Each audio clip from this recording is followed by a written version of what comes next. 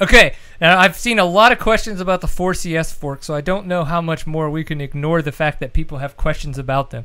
I've seen things like from Ryan Kudla in the chat rooms like, does Stillwell think that the 4CS forks are really a step forward? There's that one. Then we've got another one in here, but people are talking about they haven't had a chance to really mess with a 4CS fork yet, and I would assume that means either A, they haven't bought a bike yet that has one on there, or maybe they like doing a little bit of their own tuning, and they just haven't had a bike yet where they can get into there. So, opinions, thoughts, 4CS. Just if we had a 5-second just brain dump, what would it be on those bad boys? There is no way to talk about 4CS in 5 seconds. What about 5 minutes? Well, I'll do the condensed version. So, Cliff note. I mean, the first thing is talking to the guys at KTM, the fork is here to stay. There has been 5 generations of this fork already. There was the 13 Berg, the 14 KTMs, the Dungey bike, then the Husky, and the new Dungey bike. And we're making subtle changes, like the 15 are longer and the oil heights are different, and so you can tell when that's happening that KTM is searching for answers. And I love the orange brand; it's a big part of our business. But the fact is that the fork in the stock form has issues, and it does have issues for guys. And I break the country down to you've got your northwest and your northeast guys, right? They deal with a lot of moisture in the ground. There's ruts. It's slimy. They're looking for traction, okay? The desert guys down by us, the Destry Abbotts of the world, Utah, Southern California stuff, they're looking to go fast and keep the fork up in the whoops. Kind of same with, the Florida guys are looking for a compromise, and we've done some work for guys in Florida just recently, and they have a lot of stuff to deal with whoops, and then they turn right, and they're in the palmetto roots, which can be a foot deep. So the bottom line is that the fork does have issues. It's complaints that we've gotten from customers all across the country. But it's interesting, Brian, because usually when a customer calls, they've got a really specific type of application and they want the bike to work right, and they're having a problem. But 4 strokes, 2 strokes, big 4CS bikes, the Dungey bikes, the lighter bikes, now they're on the 15 SXs as well. The complaints are the same. Is the first part of the stroke of the fork is very, very harsh. But if you hit something hard and push through that first part instantaneously, the fork blows all the way through to the bottoming chamber, and then it can do a number of different things depending upon how much you're hitting it. I know that we believe here that we don't sell anything that we haven't tested first. So I got one of the first 14 250XCs. It came in a crate. We uncrated that sucker and we started riding it every night. And of course, about that time, Kiefer and Chris Dennison at Dirt Rider are calling, going, "Hey, can we use your 250XC at the Denver Endurocross?" So I had literally like 8 or 9 days to get a setting, and I was working it. Max was laughing at me because I'd work all day, then I'd suit up and I'd go revalve it, ride it, come back, revalve it again, go ride it again, and come in, with the headlight on.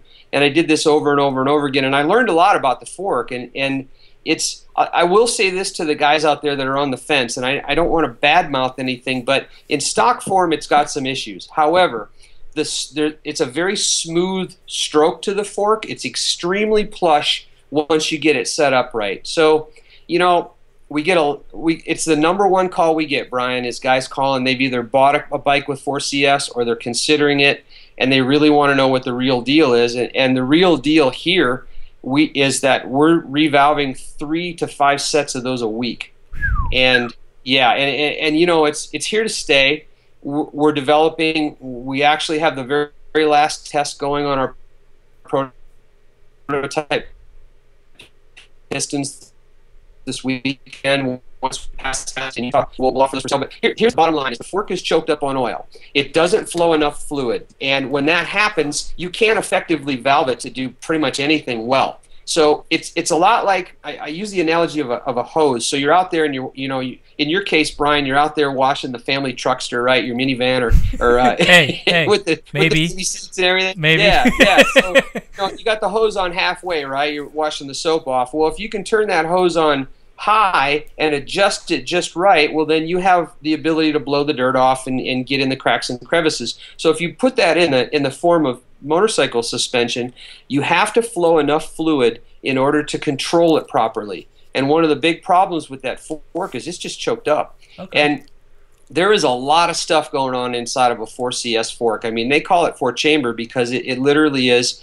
4 different chambers that, you know, contain oil and valving and air and spring and preload. So there's a lot to do in there, and it will be, you know, for the weekend guy, it's tough because now you're bleeding out the bottom chamber, then you're flipping it over and you have to bleed out the top chamber. And if you don't get it right, then, you know, your oil height is off, and that controls your bottoming, and so the spring preload is off on the fork, and it's a handful. But I will say, I know Eric Kudla has sent me a couple Facebooks and stuff. I will say, when you get it done and you do it right, it's a really good fork. Okay.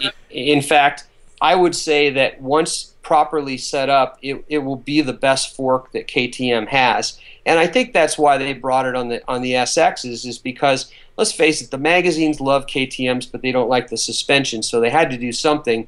So the changes they made for the SX, the Dungey model last year, have followed through in some of the other models, and it's been a good change. You know, they're controlling the oil flow and the bottom out control and things like that better.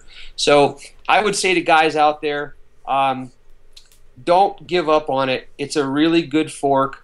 You know, I think that there are tuners out there, we consider ourselves one of those, that have it figured out, and we understand the needs of, like I said, the Northeast rider and the Southern California rider and the Florida sand rider and the Midwest guy carving through the woods. So we've got great settings for it, but I'll tell you, it took a lot of time.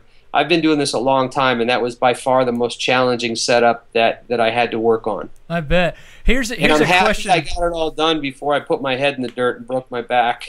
Yeah, that would have sucked, trying to cut like in a wheelchair or like, you know, with a cane. I got to go work on my 4CS fork. It all hurts. I can't walk. I might as well ride. Huh? Yeah, exactly. That's what I was doing.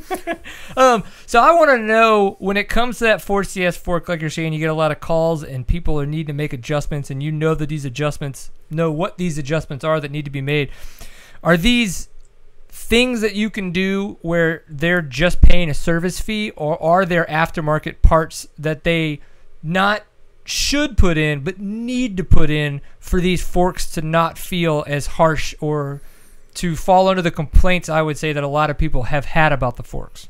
Yeah, and you know, I tell guys that call all the time, I'm not here to spend your money, but there's some real value to certain things that you can do to your suspension that, you know, will work for your particular situation. So the way that we break it all down is, we'll take a stock bike and we'll go out and we'll change oil height, spring preload, springs, run the clickers in, run the clickers out, and get the stock bike to work absolutely as best as it can under as many different conditions as we can get.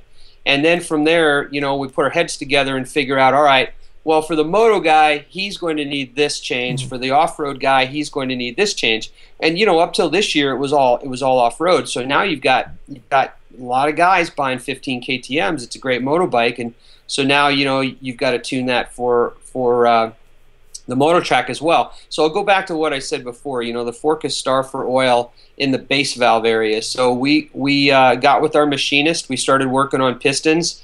And it's been amazing the improvements that we've been able to make in the fork by, you know, getting some more oil flow flowing. It's almost like we have something to work with now, and it's opened up a whole different level of tuning on it. So is there some products out there for the fork?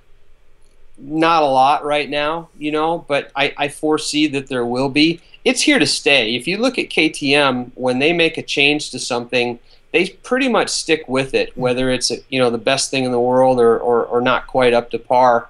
I mean, you look at their open cartridge fork; it's been around now for, gosh, I don't know, going on 20 years, I guess.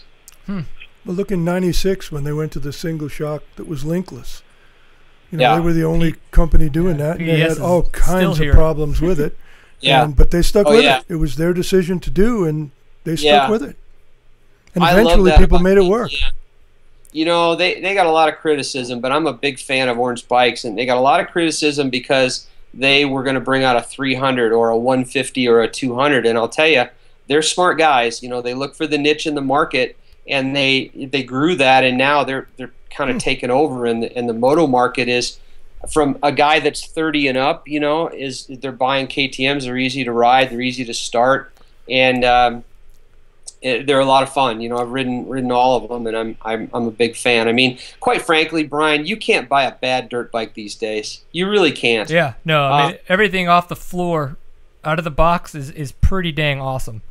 Yeah, you know, the new YZ250 is phenomenal. We just set up a 2015 YZ450 for a National Hare and Hound Pro, and you know, the chassis are great on them. They turn good, they're powerful, they're really refined. They don't break a lot like when the 4-strokes first came out. So yeah, I'm just a fan of the modern dirt bike. It's so much fun because they're so adjustable now. And I go back to that whole chassis thing is, you know, it's not just suspension. You're not tuning just suspension. And for, you know, the guys in the garage listening, you should be looking at the whole package, you know, the axle placement and your offsets of your clamps, like Huskies are different than KTMs, your preloads, all of those things, your sag numbers, they all interact from the front to the back of the bike. And it's a lot of fun, and it's a lot of challenge right now to get them to work right.